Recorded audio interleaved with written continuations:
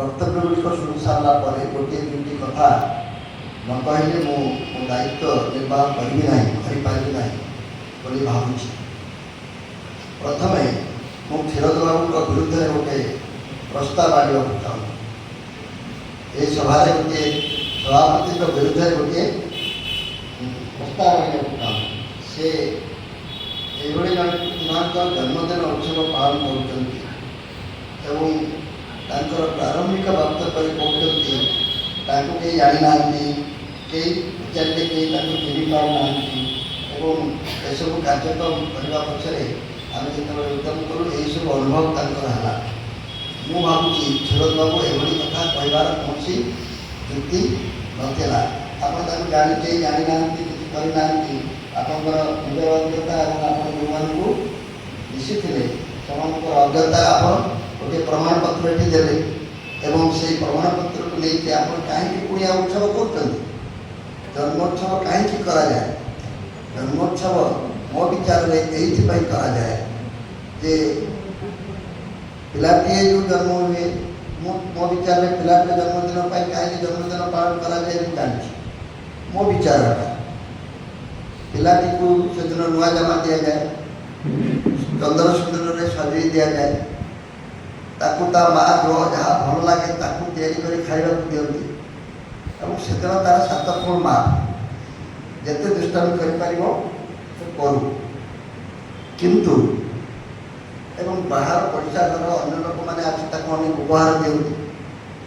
आजिकल तो गोटे नुआ स्टाइल है से उपहार देले यारू सहर मानक बदल उपहार रिटर्न गिफ्ट मत दि जाऊँ किंतु मो विचार जन्मदिन पिला पालन कर एकमात्र उद्देश्य है ता भर गोटे चेतना देवाई देख ते बापा माँ तो जन्म देते भल पाइबे किंतु ता छड़ा आम केते लोक ते भल पाऊँ तो जन्मदिन में आसिक जोग देती तो उपहार आनी चॉकलेट आनी ते के श्रद्धा कर तू तो बर्तमान पिला लोक बड़ है भल पाइबार कि प्रकार बदल उपहार तू दबू तू तो बर्तमान रोजगार कर कम से कम तू गोटे भल मनीष जदि दुनिया में छड़ा हो पारू ताले से श्रेष्ठ बदल उपहार हम ये गोटे चेतना जी पिला पाखे रहे मत लोक एत भल पाँच मो एत अपेक्षा रखी मुझे अपेक्षा अनुकूल कार्य करी गोटे संकल्प नापी पिला भितर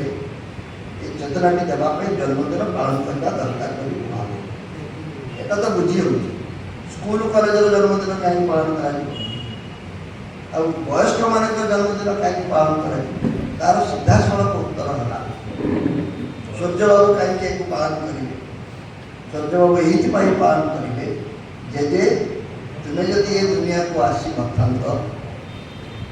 हुए तो बापा मत आसी ना मुझे दुनिया को आसवा सुजोग वंचित होता मुझे ये दुनिया को आसी किसी जीवन को उपभोग करी जानी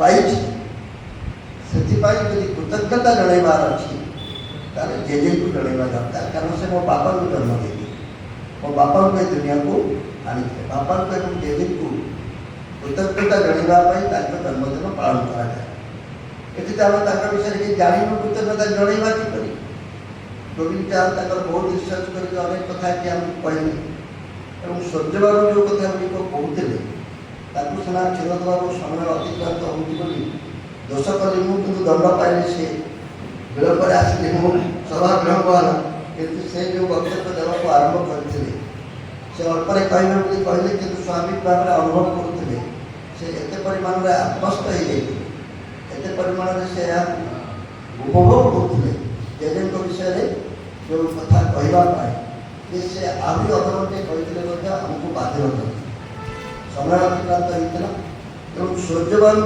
मोर अभिमान द्वितीय अभियोग आप एत कथा जानते आप एत सुंदर भाव में तार उपस्थापना कर वकील बाबू होती से प्रकार शिक्षा दीक्षा पाई ये उपस्थापना करने शैली आपरे अच्छी तेणु आपंकर ये उत्तरदायित्व आप क्षीरद बाबू मिसी जेजे को कहीं जानी ना यहाँ पहुँचू ना जाना जनइबार दायित्व कार आजिकल निज ढोल निजे न पिटिले कहीं शुणे ना फकीरमोहन सेनापति कौन एड़े बोका थे से निज प्रतिमूर्ति आविष्कार करते जानी मो किसी करेंगे तेणु आपण मान मोर एकमात्र निवेदन आज ये सभागृह प्रतिकूल पाग पाई एत संख्यार लोक होते विश्वास करूँ जिते गाँव में पशिली प्रबल वर्षा होता तले नई भाया गोटे परिवेश थे बोधे फिरोज बाबू फोन एपर्तंत आसीना बोधे बोधे लोक बाप होना तेणु से आसिले मत कहे कि ठीक जिते बड़े ये कथा चिंता करी फोन भी आसला एवं मु व्यक्तिगत भाव ब्रजसुंदर दास को आपण मैंने जी अनुधान कर अनुधान करना किंतु आपण मान सबुठ बेसी अनुधान करने कथा ब्रजसुंदर दास जीवन में जो प्रकार उत्थान पतन सब अच्छे से मोर अनुभव सहित मिसी जाऊँ तेणु मुझे विषय अधिक आलोचना करने को चाहूना किंतु एक कथा कहवाई चाहूँगी ये आम समस्त ये गोटे गुरु दायित्व रही ये ब्रजसुंदर दास को उत्तर पीढ़ी आगे परिचित करवाई कि प्रकार भाव में एभली व्यक्तित्व को उपस्थापित करा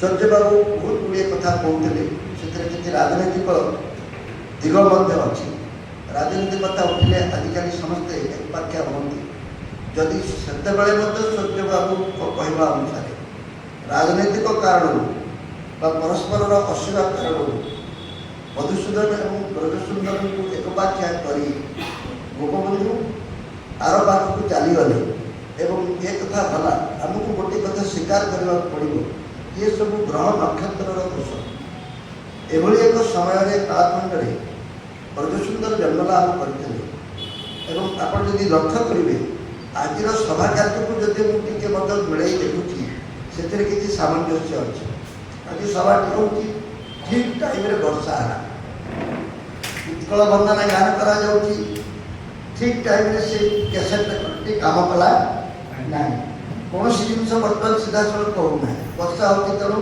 स्वाभाविक भाव में सभा विलंब ब्रजसुंदर ठीक से गोटे बेड़े मत जन्म लाभ कर अल्प बयस पितामाता को जमीदार घर पिला कौन हम बापा माँ सागर मनुष्य करने आम मान से सुजोग से पाई ठीक से भाव में मुझे कंपेयर करला बेलू मुझे गुड़े आत्मजीवनी पढ़ी आपण मैंने लक्ष्य करते ओडार सब बड़ बड़ आत्मजीवनी प्रथम वाक्यटी मुझे आज गोटे भविष्यवाणी कला भाया कहीपर न पढ़ी मत से गोटे गरीब ब्राह्मण घरे जन्म लाभ करते घरे चुली जलवा नवदावेश मिश्र विषय कह जाए माँ जो ठाकई बारंडा को नहीं आसते सामना घरे 4टा बेले जो चुली जलवा धुआं पिलाटी देखुला से कहला बो बो तू कहीं चुली लगो ताक घर धुआं बाहर चुली लगी कि माँ को कही पाते जे चुली लगे कौन पाए चुली लगे जो 2 मुठा चाउल सर्वनिम्न आवश्यकता अच्छी से संध्या पाखे नाला एभली दारिद्र कौन आप अनुभव करें आज समस्त आम कालिया सुभद्रा योजना को पाइबा रेशन कार्ड टे करने सब रकम जालियाती को आपणेबार आदौ संकोच करूना किंतु से दारिद्र तो कह आम कह अच्छी कहीपर ना लुंगी धोती पिंधिकी जाऊे धोवाई देला बेलू आउ द्वितीय धोती नाला से कबाट कहीं रोते नालिया गामछा पिंधिकी ब्राह्मण घर से धोती आसला पर्यंत से कबाट कहीं रोते ये अच्छा सभा जे सेकेंड पेयर पोशाक ना द्वितीय शाढ़ी ना ये कहीपर जो कि कबाट कर रहा पड़ूला लुगाटी सुखिकी आसवा पर्यंत समुद्र में धोती पिंधिकी गाधौले ओदा हो लुंगी कर पिंधि कि फाड़े लुंगी को एपाख कर पवन समुद्र कूल पवन में सुखौले सुखिला ए फाड़ को पिंधुले आर फाड़ को सुखौले कहबार तात्पर्य है जिते अतिरंजन थे ये गोटे दारिद्र सूचना दिए से कालर सामाजिक जीवन संपर्क किंतु ब्रजसुंदर विपरीत ब्रजसुंदर गोटे जमीदार परिवार जन्म लाभ करते से भाई कौन अभाव नाला किंतु पितामाता अभाव किसी कम बड़ अभाव नुहे तथापि सेतबेलर माप काटे सफलता कहले जहाँ बुझा जाए पाठ केते पढ़ो कि प्रकार पदपदवी पाइब कि प्रकार वृत्ति कर कि प्रकार जीवन यापन कर से कौन पछई नभली गोटे सफलता व्यक्ति एभली गोटे सफल कहानी नायक को आम उत्तर पीढ़ी आगे किभली भाव में उपस्थापित करने पड़ो ताको आमको चिंता करने जदि ये जन्मदिन में एपर्यंत आम करना आज 145 आम ए संकल्प नेबा दरकार सूर्यबाबू कहले जे मुझे बहुत ऋणी सब कथा किंतु मूक भाव से ही सर्वश्रेष्ठ व्यक्ति से एत कथा जानी एत कथा अंतर सहित अनुभव कर गोटे क्षोभ और ग्लानि अच्छी आम परिवार जे सबुठ सर्वश्रेष्ठ जहाँ कहती आमर व्यक्ति थे जहाँ को नहीं आम गर्व अनुभव करने कथा संपर्क में आम ओडिया समाज जानी ना जानी जी सम्मान देवा कथा जनाऊ ना इतने व्यस्त हबार नुहे ओडिया मानक गोटे प्रकृति अच्छी असल लोक सम्मान दिखती ना विदेश डाकी आनी लोक को मुंडेबे पछे से ओडिया लोक को सम्मान देवार अभ्यास टे कम अच्छे तो से विशेष आश्चर्य किंतु से प्रकार अभ्यास को भांगापी प्रकार बदअभ्यास को भांगापी आमको प्रमाण करने पड़ो ये जातिर कौन जिनस कम नाला ये जाति ना नेतृत्व अभाव था ना बुद्धिमान व्यक्तित्व अभाव था ना कारुकार्य अभाव था आपशार इतिहास को देखिए ओडिशा इतिहास को आप तीन भाग में विभाग करेंगे अति अतीत को अतीत कहले बहुत बेसी अति अतीत को जाऊँ अतीत को आसू वर्तमान निकट अतीत पुणी वर्तमान को आसू आम निकट अतीत अतीत की खराब किंतु अति अतीत की अत्यंत सुंदर किंतु अति अतीत संपर्क आम पिला किसी जानती ना मुगल साम्राज्य पतन कहले 5 पृष्ठा लिखि पारे ओडिशा इतिहास कोणार्क किए या कहले बब बब हे ब्रजसुंदर को जाना अज्ञता जो आप देखने प्रभु ये किसी आश्चर्य हबार ना कोणार्क किए निर्माण करते जगन्नाथ संपर्क में दीपद कहले कि बर्तमान कहवा अवस्था ना मुझे आज जन्मतिथि मोर जो व्यक्तिगत भाव किसी कहबार अच्छी केवल ये कहबी सूर्य बाबू क्षीरद बाबू हाथ मिलातु एवं आज गोटे संकल्प नियंतु जानी मु कहूना पुणी 145 वर्ष तले ए व्यक्ति जनक जन्म लाभ करते आसंता 5 वर्ष भितर आमको प्रस्तुत हो 150 वर्ष को एभली ढंग से पालन करवा उचित हम जो कि समस्ते जानवे प्रस्तुत तीन तुंडे छेली कुकुर भाया बड़ कर ढोल न पिटिले कहीं आपन को पचारे ना तेणु आप परिवार सदस्य भाव तांकर व्यक्तित्व को नहीं गर्व अनुभव व्यक्ति भाव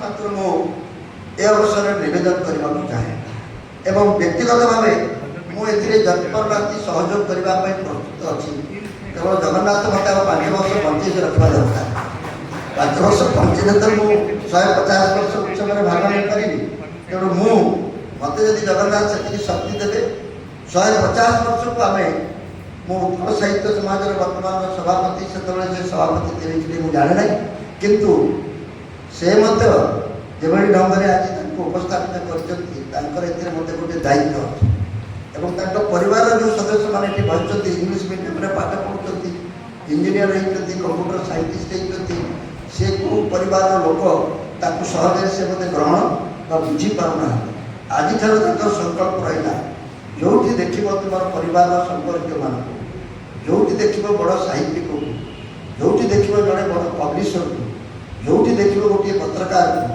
जो देख गोटे पत्रिका प्रकाश करुवा व्यक्ति को ताको घन घन प्रश्न पचारि विव्रत करमती अजट पाने प्रश्न पचारि विव्रत करते तुम्हें परिवार नुआ पीढ़ी ये दायित्व देवा दरकार तुम्हें मधुसूदन दास को जान तुम्हें मुकुर पत्रिका गोटे पत्रिका था जान साहित्य साहित्य एत कर कविता एत लिखुच कहल देखी मुकुर प्रतिष्ठाता किए कहल देखी मुकुर प्रेस कहीं प्रसिद्ध आम इतिहास এইভাবে 5-6টি প্রশ্নକୁ ନେଇ ଯଦି କ୍ରିକେଟ ପ୍ଲେୟାର ଭଳିଆ ବାରମ୍ବାର ଫାଷ୍ଟ ବୋଲିଂ କରିବ ନା ୱିକେଟ ନିଶ୍ଚୟ ପଡ଼ିବ ହିଁ ପଡ଼ିବ ଏବଂ ତୁମେ ନିଶ୍ଚୟ ବିଜୟ ଲାଭ କରିବ। ମୁଁ ବ୍ୟକ୍ତିଗତ ଭାବେ କେବଳ ଏତିକି ନିବେଦନ କରିବାକୁ ଚାହେଁ, ମଧୁସୂଦନ ଦାସ ମୋ ବିଚାରରେ ଏଭଳି କାଳଖଣ୍ଡରେ ଜନ୍ମ ଲାଭ କରିଥିଲେ। ମଧୁସୂଦନ ଦାସକୁ ମଧ୍ୟ ଏ ଜାତି ଭୁଲି ଯାଇଥିଲା। ଆପଣ ମଧୁସୂଦନ ଦାସଙ୍କର ଅନ୍ୟତମ ସାଥୀ ସହଯୋଗୀ ଗୁରୁ କହିବା ଅତ୍ୟୁକ୍ତି ହେବ ନାହିଁ, ତାଙ୍କୁ ମଧ୍ୟ ଭୁଲି ଯାଇଥିଲା। ମୋର ତ ମନେ ପଡ଼ୁଛି ଓଡ଼ିଶାକୁ ଫେରିଲା ବେଳେ ମଧୁସୂଦନ ଦାସଙ୍କ ବିଷୟରେ କେହି ଆଲୋଚନା କରିବାକୁ ପ୍ରସ୍ତୁତ ନଥିଲେ। ସୁରେନ୍ଦ୍ର ମହାନ୍ତି ଯଦି 2ଟି ଉପନ୍ୟାସ ଲେଖିନଥାନ୍ତେ ହୁଏତ ଆଜି ମଧ୍ୟ ମଧୁବାବୁ ଅନେକ ଲୋକଙ୍କ ପାଖରେ ଅପରିଚିତ ଥାନ୍ତି। ଏବଂ ମଧୁସୂଦନ ଦାସଙ୍କ ଅବସ୍ଥା ଏପରି ଥିଲା ଯେଉଁଥିପାଇଁ କି ମୋର ମନେ ଅଛି ସମ୍ବାଦ ଆରମ୍ଭ ହେବା ପରେ ପରେ ଗୋଟିଏ ସଂକଳ୍ପ ଆମେ ନେଇଥିଲୁ ଯେ ମଧୁବାବୁଙ୍କୁ ଗୋଟିଏ ନୂଆ ଢଙ୍ଗରେ ଓଡ଼ିଶାର ଜନ୍ମଦାତା ହିସାବରେ ଉପସ୍ଥାପିତ କରିବା। ତାର ଏକମାତ୍ର କାରଣ ହେଲା ମଧୁସୂଦନ ଦାସ ଓଡ଼ିଶା ସ୍ୱତନ୍ତ୍ର ପ୍ରଦେଶ ହେବା ପୂର୍ବରୁ 2 ବର୍ଷ ପୂର୍ବରୁ ତାକୁ ଉପଭୋଗ କରିବା ପାଇଁ ଜନ୍ମ ନେଇ ଜୀବିତ ରହିନଥିଲେ। 34 ମସିହାରେ ସେ ଚାଲି ଯାଇଥିଲେ ଏବଂ 1903 ମସିହାରୁ ଯେଉଁ ଉତ୍କଳ ସମ୍ମିଳନୀର କଳ୍ପନା କରାଯାଇଥିଲା ଓଡ଼ିଶାକୁ ଭାଷାଭିତ୍ତିକ ପ୍ରଦେଶ ହିସାବରେ ଏକ କରିବା ପାଇଁ, ସେଥିରେ ଯେଉଁମାନେ ସମ୍ପୃକ୍ତ ଥିଲେ ଉତ୍କଳମଣି ଗୋପବନ୍ଧୁ ଦାସ ମଧ୍ୟ ସମ୍ପୃକ୍ତ ଥିଲେ। ଠିକ୍ ଏହି ସମୟରେ ମହାତ୍ମା ଗାନ୍ଧୀଙ୍କର ପ୍ରତ୍ୟାବର୍ତ୍ତନ ଭାରତକୁ ଏବଂ 1921 ମସିହା ପରେ ଓଡ଼ିଶାକୁ ସମ୍ପୂର୍ଣ୍ଣ ଜାତୀୟ ଆନ୍ଦୋଳନକୁ ଗୋଟେ ଭିନ୍ନ ଚିତ୍ର ଦେଲା। ସମସ୍ତେ ଜାତୀୟତା ଆନ୍ଦୋଳନରେ ଭାଗ ନେଲେ। ଭାରତ ସ୍ୱାଧୀନତା ସମସ୍ତେ ଚିନ୍ତା କଲେ ବ୍ରିଟିଶ ଆମର ଶତ୍ରୁ, ବ୍ରିଟିଶ ଶତ୍ରୁତା ଆମେ ବିରୋଧ କରିବା, ବ୍ରିଟିଶ ଶାସନରୁ ମୁକ୍ତି ପାଇଲା ପରେ ବାକି ସବୁ ସମସ୍ୟା ଆମର ସମାଧାନ ହେଇଯିବ। କିନ୍ତୁ ଆମେ ଯେଉଁମାନେ ଭାଷାକୁ ନେଇ ଅତ୍ୟାଚାରିତ ଉତ୍ପୀଡ଼ିତ ହେଇଥିଲୁ, ଆମେ ଚାହୁଁଥିଲୁ ସେ ବ୍ରିଟିଶ ଶାସନ ଭିତରେ ମଧ୍ୟ ଆମର ଯେଉଁ ଅସ୍ତିତ୍ୱ, ଆମର ଯେଉଁ ସ୍ୱୀକୃତି, ଆମର ଭାଷାକୁ ନେଇ ଆମେ ଗୋଟେ ସ୍ୱତନ୍ତ୍ର ପ୍ରଦେଶ ଗଠନର ଯେଉଁ କଥାଟି ତାକୁ ଆମେ ଅଧିକ ଗୁରୁତ୍ୱ ଦେଲୁ। ଏଇ କଥାରେ ଆମର ଟିକେ ଯେଉଁ ତାଳମେଳ ରହିଲା ନାହିଁ। ଦଳେ ଭାରତର ସ୍ୱାଧୀନତା ପାଇଁ ବେଶୀ ଗୁରୁତ୍ୱ ଦେଲେ। 1921 ମସିହାରେ ମହାତ୍ମା ଗାନ୍ଧୀଙ୍କ ପରି ଚୁମ୍ବକୀୟ ନେତୃତ୍ୱ, ଯେଉଁ ଚୁମ୍ବକୀୟ ନେତୃତ୍ୱ କଥା ଆମେ କହୁଛୁ ସାରା ଭାରତକୁ ମିଳିଥିଲା, ସେ ମଧ୍ୟ ମଧୁବାବୁଙ୍କ ଦ୍ୱାରା ପ୍ରଭାବିତ ହୋଇଥିଲା।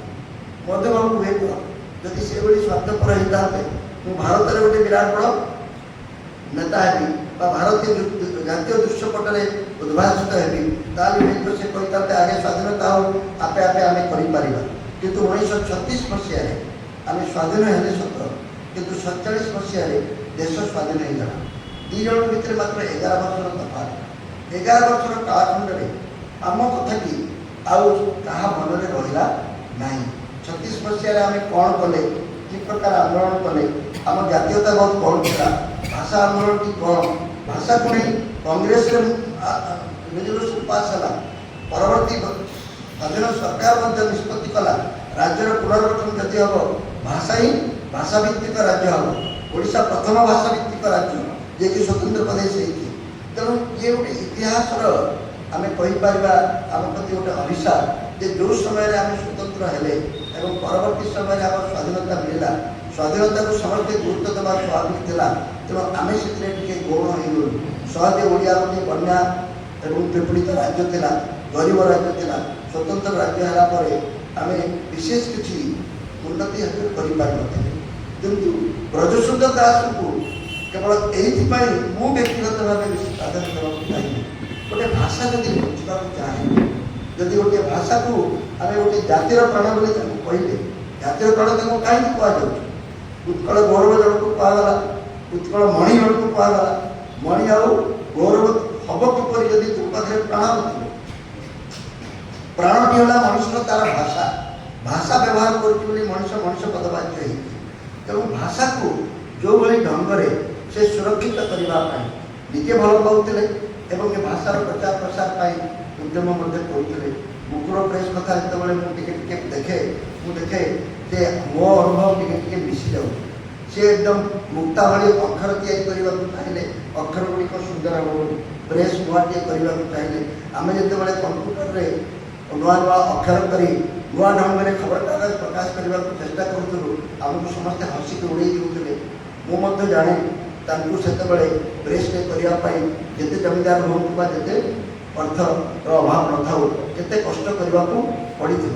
କିନ୍ତୁ ଯାହା ଶ୍ରୀଯୁକ୍ତ ଚାନ୍ଦ आम आगे उपस्थापित करते शास्त्रीर जी उपन्यासर जी आम जो कालदेवी उपन्यास लिखिता व्यक्ति जो अनुभव कथा कहते प्रति लेखक मान फकीरमोहन सेनापति हूँ कि आमर बर्तमान आम समय कानूचरण महांती हूँ जो प्रकार श्रद्धा सम्मान थिला केवल मुकुर पत्रिकार पत्रिकार प्रतिष्ठाता भाव में भाषा साहित्यर एक पृष्ठपोषक भाव में ए कथा को कहीं अस्वीकार करें आज तार मूल्य ये संभवतः नुहे होना कि आज से जुग बदलवा आरंभ कर जो प्रकार कथा कि आम 20-30 वर्ष तले भावुलु गोटे साहित्य बचवा पत्रिका दरकार पत्रिका नी खबरकागज नी आम साहित्य आम भाषा बंची पार ना आम पिला कहते एसबू किसी काम को नुहे आपण मैंने लक्ष्य करुवे खबरकागज मान चाहिदा कमी कमी जा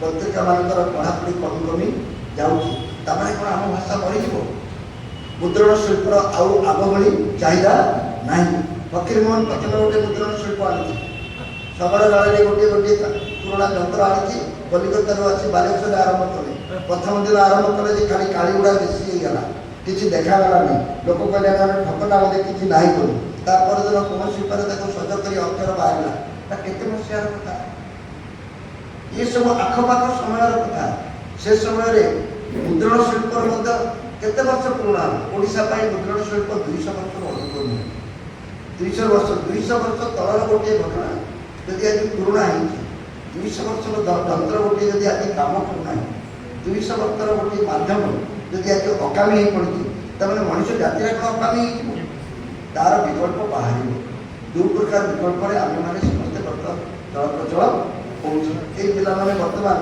से लीड प्रेस कौन जानती ना लेटर प्रेस कौन जानती ना ऑफसेट प्रेस कौन जानती ना किसी जानते ना मुझे जो आसली लेटर प्रेस कौन जानती किंतु 40 वर्ष भितर अनेक परिवर्तन हो गला आम आह्वान है प्रजुसुंदर दास से भाषाटी को ये कम करके बंचई बोली परवर्ती समय आम विज्ञान कारिगरी कौशल को भाषा बंचेगा व्यवहार कर उपयोग करने दरकार प्रजुसुंदर एकमात्र वार्ता है साहित्य को बंचेगा भाषा को बंचेगा व्यवहार करने पड़ो एवं लोक पाखे एभली मध्यम को या पड़ो मुद्रण शिल्प मध्यम सबुठ साहित्य को पहुँचाइबा सहज होता आज आह्वान है प्रजुसुंदर पाखे जो आह्वान था आम पाखे अलग आह्वान अच्छे मुद्रण शिल्प से आह्वान नहीं कला धड़ा छपा होता अक्षर को आउ अधिक कई विश्वास व व्यवहार करने को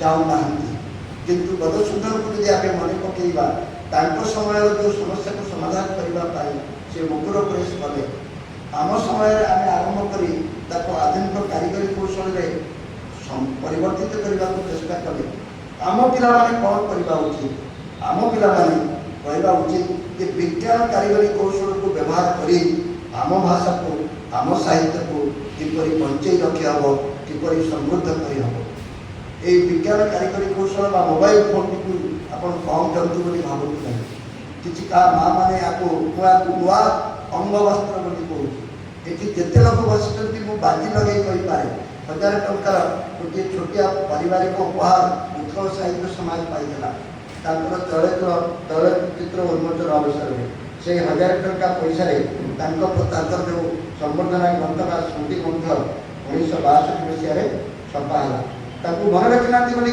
कहते से उत्कल साहित्य समाज जो मैंने चिन्ह अनुभव करते सम्मान करते आम परवर्ती पीढ़ी एभली भाव में मशगुल हो आम समस्या कि आम विशेष जोग देनु मुझे मन रखुची ये मोर टी अनुभव से भाया किंतु आज जो मोबाइल जुगे कारिगरी कौशल जुगे कौन सी व्यक्ति की अच्छा कि मोबाइल फोन जहाँ पाखे ना मुझे 1000 टका ये कह ना आज्ञा मत सर्च करते पुलिस लगे कि मो पाखे मोबाइल फोन ना मोबाइल फोन नुआ ना देखी अंग वस्त्र पिला माने चढ़ी गई पिंधिकी न पिंधिकी गले चलो किंतु बिना मोबाइल फोन रे कई घर छाड़ूना आम चाबिकाठी न नेले चलुची घर बाहर मैंने पकेट को बाड़ू मोबाइल फोन नेली ना नेली ना छाड़ी गले पुणी फेरिक आसी नौ तार एकमात्र कारण ये आमर गोटे अंग वस्त्र भाई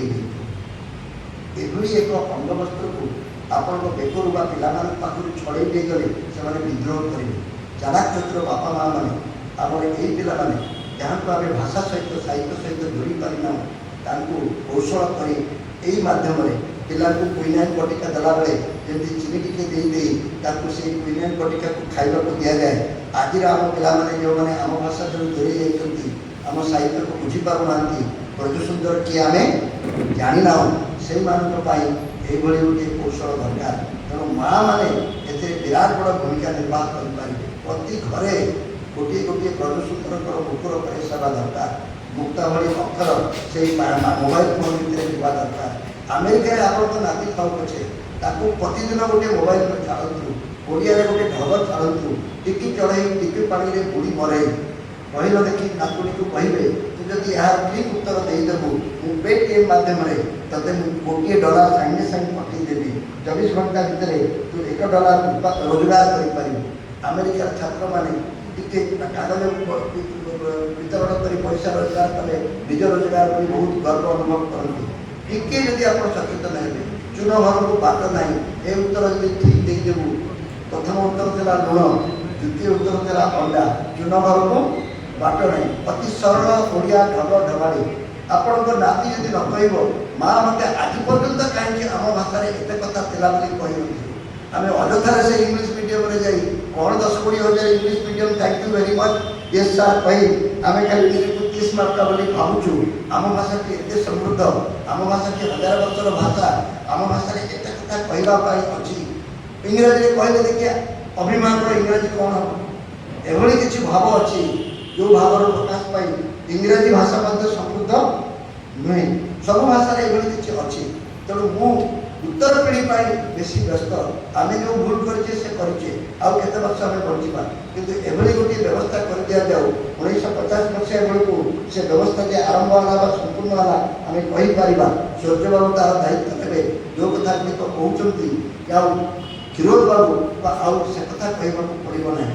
ଏଇ ଯେଉଁ 2 କାଳଖଣ୍ଡ ଭିତରେ ବାନ୍ତି ହେଇଗଲେ, ଗୋପବନ୍ଧୁ ଗୋଟେ ପଟେ ରହିଗଲେ କଂଗ୍ରେସ ଆଉ ମଧୁବାବୁ ଏପଟେ ରହିଗଲେ ବର୍ତ୍ତମାନ ନା ଗୋପବନ୍ଧୁଙ୍କର ଅବସ୍ଥା ଭଲ ଅଛି ନା କଂଗ୍ରେସର ଅବସ୍ଥା ମଧ୍ୟ ଭଲ ଅଛି। ତେଣୁ ଦଳ ପକ୍ଷରୁ ବିଚାର ନ କରି ଓଡ଼ିଶାର ଜାତୀୟତାର ଯେଉଁ ମଞ୍ଜିଟି ଅଛି ଆମକୁ ନୂଆ କଥା ବିଚାର କରିବାକୁ ପଡ଼ିବ। ସେଇ ନୂଆ କଥାଟି ହେଲା ଯେ ଆମ ପାଖରେ ଆଉ ଯେତେ ଯେଉଁ ଗରିବ ଥିଲେ ମଧ୍ୟ, ଆମେ ଯେତେ ଅନ୍ୟ ଦୃଷ୍ଟିରୁ ଗରିବ ହୋଇଥିଲେ ମଧ୍ୟ ଗୋଟିଏ ଦୃଷ୍ଟିରୁ ଆମେ ଏତେ ଧନୀ ଯେ ଆଦାନୀ ଆମ୍ବାନୀ ଆମ ସାଙ୍ଗରେ ପାରିବେ ନାହିଁ। ଆଦାନୀ ଆମ୍ବାନୀ ଆମ ସାଙ୍ଗରେ ପାରିବେ ନାହିଁ। ଶେଷରେ ଆସିଲେ ନା ନାହିଁ ରଥଯାତ୍ରାରେ ରଥ ଟାଣିବା ପାଇଁ? ସେ ପଇସା କାମ ଦେଲା କି? ସେ ତ ରଥ କରି ଯାଇଥାନ୍ତେ ଗୁଜରାଟକୁ, କିନ୍ତୁ ଏଇଠିକି ଆସିବାକୁ ବାଧ୍ୟ ହେଲେ। ଆଦାନୀ ଆମ୍ବାନୀ ସବୁଠାରୁ ଧନଶାଳୀ ବ୍ୟକ୍ତି ନୁହନ୍ତି, ଓଡ଼ିଆମାନେ ସବୁଠାରୁ ବେଶୀ ଧନଶାଳୀ ବ୍ୟକ୍ତି। କ'ଣ ପାଇଁ? ଆମର ଏକମାତ୍ର ସମ୍ପତ୍ତି ହେଲା ଜଗନ୍ନାଥ। ଜଗନ୍ନାଥ ଆମର ଏତେ ବଡ଼ ସମ୍ପତ୍ତି। ଆମର କେତେ ଜଙ୍ଗଲ ଅଛି, ଆମର ଶାଳମଞ୍ଜି ବହୁତ ସମ୍ପତ୍ତି ଥିଲା, ଆମର କେନ୍ଦୁପତ୍ର ବହୁତ ସମ୍ପତ୍ତି ଥିଲା, ଆମର ଗଛ ଗୁଡ଼ା ବହୁତ ସମ୍ପତ୍ତି ମୂଲ୍ୟବାନ ସମ୍ପତ୍ତି ଥିଲା, ଆମ ମାଟି ତଳେ ବହୁତ ଖଣିଜ ସମ୍ପତ୍ତି ଅଛି, ଆମ ମାଟି ତଳରେ ଅନେକ ସମ୍ପତ୍ତି ଅଛି। କହିଲେ କି ମାନଚିତ୍ରରେ 480 କିଲୋମିଟର ବେଳାଭୂମି ଆଉ ପୂର୍ବ ଦେଶର ଅଛି, ତାମିଲନାଡୁର ଅଛି, ବାଙ୍ଗଲୋରର ଅଛି, ମହାରାଷ୍ଟ୍ର ସବୁଠାରୁ ରିଚ୍ ପ୍ରଦେଶ ବୋଲି କୁହାଯାଉଛି, ଗୁଜରାଟ ବୋଲି ଧନୀ ରାଜ୍ୟ ବୋଲି କୁହାଯାଉଛି। ଏଇଟା ଗୋଟେ ବେଳାଭୂମି। ମହାରାଷ୍ଟ୍ରରେ ସେଇ ଏତିକି ଟିକେ ଯେଉଁ ବୁଲିଛି ବମ୍ବେ, ଆଉ କ'ଣ ଅଛି ମହାରାଷ୍ଟ୍ରରେ? ଗୋଟିଏ ବନ୍ଦର। ଓଡ଼ିଶାର ବେଳାଭୂମି 480 କିଲୋମିଟର। ବାଲେଶ୍ୱରରୁ ନେଇ ପୁଣି କଲିକତା ପର୍ଯ୍ୟନ୍ତ ଲମ୍ବିଛି। ଏତେ ବଡ଼ ବେଳାଭୂମି ନାହିଁ। ଏତେ ସମ୍ପତ୍ତି ଉପରେ ମୋର ଯେତିକି ଭରସା ନାହିଁ, ସବୁଠାରୁ ବଡ଼ ଭରସା ଅଛି ଓଡ଼ିଆମାନଙ୍କର ଏକ ବିରାଟ ବଡ଼ ଅସ୍ମିତାର ପରିଚୟ ହେଲା ଜଗନ୍ନାଥ। ଜଗନ୍ନାଥଙ୍କର ଯେଉଁ ମୂଲ୍ୟବୋଧଟି ଅଛି ସେଭଳି ମୂଲ୍ୟବୋଧ ଆଉ କେଉଁ ଜାତିର ନାହିଁ। ପ୍ରଧାନମନ୍ତ୍ରୀ ଜୟ ଶ୍ରୀରାମ ଛାଡ଼ି ଜୟ ଜଗନ୍ନାଥ କହିବାକୁ ଆରମ୍ଭ କରିବାକୁ କଲେ। ଓଡ଼ିଶାରୁ ଯେତେବେଳେ 20ରୁ 20 MP ପାଇବାକୁ ଆରମ୍ଭ କଲେ, ଜଗନ୍ନାଥକୁ ଆମେ କାହିଁକି ମୂଲ୍ୟବାନ ବୋଲି କହିବା? ଆମ ଭାଷା ସାହିତ୍ୟ କଥା ବରଫ ଆସିବ। ଜଗନ୍ନାଥକୁ ଆମେ ଏଇଥିପାଇଁ ମୂଲ୍ୟବାନ ବୋଲି କହିବା ଯେ ଏଭଳି ଏକ ଶକ୍ତି ଆମ ପାଖରେ ଅଛି ଯାହାର ବିକଳ୍ପ ଅନ୍ୟ କାହା ପାଖରେ ନାହିଁ। ସାରା ଭାରତକୁ ଯେଉଁ ବେମାରୀ ଅଛି, କୋଭିଡ଼ ବେମାରୀରୁ ବଡ଼ ବେମାରୀ ଆମର ଅଛି। ଆଜି ସାରା ଭାରତ କୋଭିଡ଼ ବେମାରୀଠାରୁ ବଡ଼ ବେମାରୀରେ ଆକ୍ରାନ୍ତ। ସେ ବେମାରୀଟି ହେଲା ମୁସଲମାନ ହିନ୍ଦୁମାନଙ୍କ ଭିତରେ କଳି, ଖ୍ରୀଷ୍ଟିଆନ ଆଉ ମୁସଲମାନଙ୍କ ଭିତରେ କଳି, ଜାତି ଜାତି ଭିତରେ କଳି, এই জাতি জাতি ভিତରେ କଳି ଧର୍ମ ଧର୍ମ ଭିତରେ କଳି ଏଇଭଳି ଭାବରେ ଆମେ କଳି ତକରାର କରି ନେତାମାନେ ନିଜର ଭୋଟ ବ୍ୟାଙ୍କକୁ ସୁରକ୍ଷିତ କରିବା ପାଇଁ ଆମ ଭିତରେ ବିଷମଣ୍ଡି ବୁଲିବାରେ ଲାଗିଛନ୍ତି। ଏ ମଣ୍ଡିଗୁଡ଼ିକୁ ଏମିତି ସାର ଦେଉଛନ୍ତି ଯେ ଜଲ୍ଦି ବଢ଼ୁଛି ଏବଂ ଜଲ୍ଦି ବଢ଼ିକି ଏମିତି ଅସୁବିଧା କରୁଛି ଯେ ଆମର ଅସଲ ଗଛ ଗୁଡ଼ିକ ତୁଳସୀ ଗଛ ଆମର ବର୍ତ୍ତମାନ ଶୁଖି ଶୁଖି ଗଲାଣି, ଅନ୍ୟ ଗଛ ଗୁଡ଼ିକ ବର୍ତ୍ତମାନ ଆଉ ବଞ୍ଚି ପାରୁନାହିଁ। ଜଗନ୍ନାଥଙ୍କର ପରମ ଶ୍ରଦ୍ଧାର ଗଛ ବା ପତ୍ର ତୁଳସୀ ପତ୍ର ଆଉ ମିଳିବ କି ନେଇ ସନ୍ଦେହ। ସେଥିପାଇଁ ମୋର ଏକମାତ୍ର ନିବେଦନ, ଆପଣ ଏକମାତ୍ର ବ୍ୟାଧିର ଏକମାତ୍ର ଉପଶମର ଏକମାତ୍ର ମହୋଷଧି ହେଲେ ଜଗନ୍ନାଥଙ୍କର ମୂଲ୍ୟବୋଧ। ଏ କଥାରେ ମୁଁ କେବଳ କହୁନାହିଁ, ଜଗନ୍ନାଥଙ୍କ ଜଣାଣ କିଏ ଯାଆନ୍ତି? ତୃପ୍ତି ମ୍ୟାଡ଼ାମ୍ ସେଠି ଗୀତ ଗାଇବା ବାଲା ଅଛନ୍ତି। ଜଗନ୍ନାଥଙ୍କ ଜଣାଣ କଥା କହିଲେ ଆମେ କାହା କଥା ମନେ ପକାଉ? ଆମେ ସିକନ୍ଦର ଆଲାମକୁ ମନେ ପକାଉ। ଜଗନ୍ନାଥଙ୍କ ସବୁଠାରୁ ବଡ଼ ଭକ୍ତ କହିଲେ ଆମେ କାହା ନାଁ କହୁ? ଭକ୍ତ ସାଲବେଗ କଥା କହୁ। ଜଗନ୍ନାଥଙ୍କ ଆଉ ଗୋଟିଏ ଭକ୍ତ କିଏ ଯିଏକି ରଥ ଅଟକେଇ ଦେଇଥିଲା, ଆମେ କାହା କଥା କହୁ? ଦାସିଆ ବାଉରୀ କଥା କହୁ। ଆମେ ଜଗନ୍ନାଥଙ୍କ ବିଷୟରେ ଏତେ ଗପ ଅଛି, ଏ ଗପ କ'ଣ ଭିତରେ କିଛି ପଛରେ ନାହିଁ? ତେଣୁ ଏସବୁ କଥା ପାଇଁ ଆମେ ଜଗନ୍ନାଥଙ୍କୁ ସର୍ବଶ୍ରେଷ୍ଠ ଆମର ସମ୍ପତ୍ତି ହିସାବରେ ବ୍ୟବହାର କରିବା କଥା। ଏ ଔଷଧିକୁ ନେଲେ କେବଳ ଭାଷଣ ମୁଁ ଦେଉନାହିଁ, ଏଥିପାଇଁ ପ୍ରମାଣ ଦେଇ ମୋର ବକ୍ତବ୍ୟ ଶେଷ କରିଦେଉଛି। ଏଇ କଟକ ସହରରେ ଆପଣ ଯାଆନ୍ତୁ, କଦମ ରସୁଲକୁ ଯିବେ, ଦେଖିବେ ସେଠି ଆମର ମୁସଲମାନ ଭାଇମାନେ ହିନ୍ଦୁ ଭାଇମାନଙ୍କ ସହିତ କ'ଣ ଡେଲି କଳି କରୁଛନ୍ତି, ଡେଲି ହାଣକାଟ ହେଉଛି। ଆପଣ ମନେ ପକାନ୍ତୁ କେବେ ଆମ ଓଡ଼ିଶାରେ ହରିଜନମାନଙ୍କ ଅତ୍ୟାଚାର ହେଇଥିଲା, ମାରି ଦେଇଥିଲେ, ଯାହା ବିହାରରେ ଉତ୍ତରପ୍ରଦେଶରେ ପ୍ରାୟ ପ୍ରତିଦିନ ହେଉଛି। ମୁଁ ଖବରକାଗଜର ଲୋକ, ମୁଁ ଜୋର ଦେଇ କହିପାରିବି 1985 ମସିହାରେ ଘଟଣା ଘଟିଥିଲା। 1985 ମସିହାରେ ଯାଜପୁରର ଜରି ବୋଲି ଗୋଟିଏ ଗାଁ ଅଛି, ସେଇ ଜରି ଗାଁରେ ସବର୍ଣ୍ଣମାନେ ଗୋଟେ ଅସବର୍ଣ୍ଣ ଲୋକର ହଳକୁ ଜାରି କରି ତାକୁ ମାରି ଦେଇଥିଲେ। ତାପରେ 85ରୁ ଆଜି 40 ବର୍ଷ ହେଲାଣି, ମୋର କାହିଁ ମନେ ପଡ଼ୁନାହିଁ କୌଣସି ଜାଗାରେ ଅସବର୍ଣ୍ଣମାନଙ୍କୁ ସବର୍ଣ୍ଣମାନେ ଏଭଳି ଅତ୍ୟାଚାର କରିଛନ୍ତି। ମୁଁ ପିଲାଦିନେ ଲେଖିଥିଲି, ମୁଁ ରାୟ କ'ଣ ଜାଣିନଥିଲି, ମୁଁ ଦଙ୍ଗା କ'ଣ ଜାଣିନଥିଲି, ସ୍କୁଲରେ ପଢ଼ୁଥିଲି। ପ୍ରଥମ ଦଙ୍ଗା ରାଉରକେଲାରେ ପଢ଼ିଲା ବେଳେ ମୁଁ ଜାଣିବାକୁ ପାଇଲି। ସେ ଦଙ୍ଗାଟି ହେଲା ରାଉରକେଲାରେ ଆରମ୍ଭ ହୋଇଥିଲା। ସେଇ ରାଉରକେଲାରୁ ଯେଉଁ ଆସୁଥିଲେ ବିହାର ଆଉ ଉତ୍ତରପ୍ରଦେଶରୁ ଲୋକମାନେ କାରଖାନାରେ କାମ କରିବା ପାଇଁ, ସେଇମାନଙ୍କୁ ଦରମା ପ୍ରସ୍ତୁତ ହେଇଥିଲା। ଓଡ଼ିଆମାନେ ଦଙ୍ଗା କ'ଣ ଜାଣନ୍ତି ନାହିଁ। ତାପରେ କେବେ ଶିଖିଛନ୍ତି? ଏଇ ଭଦ୍ରକରେ ତାଜିଆ ପାଇଁ ଟିକେ ଇୟା ତାପଛରେ ଲାଗିଲା, ବାଲେଶ୍ୱରରେ କ'ଣ ଟିକେ ଗଣ୍ଡଗୋଳ ହେଇଗଲା ମୂର୍ତ୍ତି ଭସାଣୀକୁ ନେଇ, ଅବା କଟକରେ ଏଇ ପ୍ରକାର ଗଣେଶ ପୂଜା ଇଏ ପୂଜା ବିଷୟରେ କ'ଣ ଗଣ୍ଡଗୋଳ ହେଇଗଲା, ଏହାକୁ ଦଙ୍ଗା କୁହାଯାଏ ନାହିଁ। ମୁସଲମାନ ଆଉ ହିନ୍ଦୁମାନେ କିପରି ଏକାଠି ରହିପାରିବେ? 300 ବର୍ଷର ସଭ୍ୟତାକୁ ଆମେ କ'ଣ ଗୋଟିଏ ବର୍ଷରେ ମୁକ୍ତ ମାରି ଇତିହାସକୁ ବଦଳାଇ ଦେଇପାରିବା? ଏ ସମ୍ପର୍କକୁ ଆମେ କିଭଳି ପୁନଃ ରଖିବାକୁ ଚେଷ୍ଟା କରିବା, ନା ଏହାକୁ ଗୋଟିଏ ଏତେ ତୀବ୍ର ଆକାରରେ ତିଆରି କରିବା ଯେ ଆଉ ଗୋଟିଏ ବିଭାଜନ ଆଡ଼କୁ ଆମେ ଯିବା?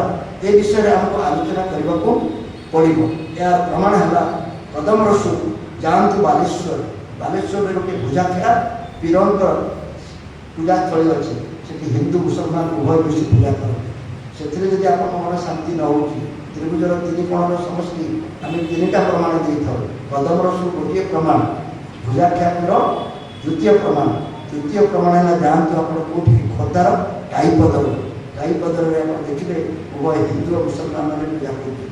ତେଣୁ ମୁଁ ଏତିକି ମାତ୍ର ନିବେଦନ କରିବାକୁ ଚାହେଁ, ମଧୁସୂଦନ ଦାସ ଯେମିତି ଆମର ଭାଷା, 1000 ବର୍ଷର ଭାଷା ଓ ସାହିତ୍ୟକୁ ବଞ୍ଚେଇବାକୁ ଯାଇ, ଓଡ଼ିଶାକୁ ଏକ କରିବାକୁ ଯାଇ, ଓଡ଼ିଶାରେ ପ୍ରାଣ ଗୋଟେ ମୂର୍ତ୍ତି ଗଠନ ହେଇଯାଇପାରେ, ଯେତିକି ପର୍ଯ୍ୟନ୍ତ ପ୍ରାଣ ନ୍ୟାସ ହୋଇନାହିଁ, ଜୀବନ ନ୍ୟାସ ହୋଇନାହିଁ, ସେ ମୂର୍ତ୍ତି ଜୀବନ୍ତ ହୋଇନାହିଁ। ଯଦି ଓଡ଼ିଆ ମୂର୍ତ୍ତିକୁ ବା ଓଡ଼ିଶାର ଭୂଗୋଳକୁ ଯିଏ ପ୍ରାଣ ଦେଇଛନ୍ତି ତାକୁ ଉଚ୍ଚଳ ପ୍ରାଣ ବୋଲି କହି ଆମେ ସମ୍ବର୍ଦ୍ଧନା ଦେବା ଏବଂ ପରବର୍ତ୍ତୀ ସମୟରେ ଏହି ଓଡ଼ିଆ ଜାତି ସାରା ଭାରତକୁ ଭାରତର ପ୍ରାଣକେନ୍ଦ୍ର କରିବାରେ, ଓଡ଼ିଶାକୁ ଭାରତର ପ୍ରାଣକେନ୍ଦ୍ର କରିବାରେ ସାହାଯ୍ୟ କରିବ।